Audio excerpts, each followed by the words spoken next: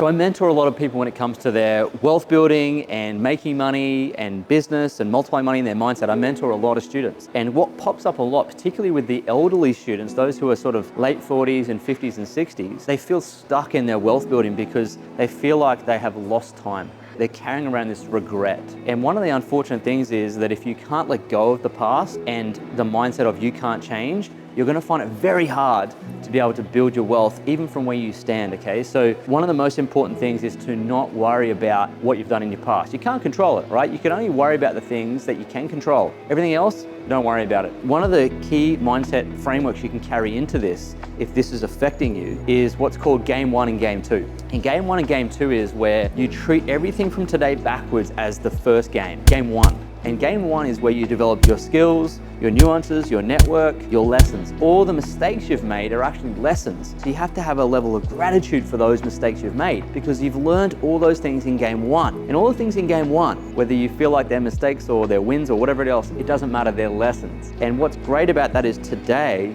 you can start game two. Now, game two is going to be better than game one because you're coming into game two with all these incredible lessons, experiences, knowledge, skills, network, contacts, relationships, all the things you've got from game one. You're actually starting from experience. And so now for game two, you can say, well, that was game one, that was like my apprenticeship, that was the practice game, now it's game on. So what are you gonna do in game two over the next 25 years? Because wealth building can be a 25-year game, and it ought to be because it'll make you better at what you're trying to do to build your wealth. If you can approach the next 25 years with a different mindset, a new paradigm, a growth-oriented mindset, being open and coachable, having a mentor, doing all the things you wish you had done in game one, if you do them in game two, you will win. Because at the end of the day, it really only takes about 10 years to be an overnight success. If you're 50, you'll have success at 60. If you're 60, you'll have success at 70. It doesn't really matter because at the end of the day, what you'll learn on the journey of game two is that success is just being on the path to happiness. It doesn't even mean you have to be there. It's the old saying, it's the journey, not the destination.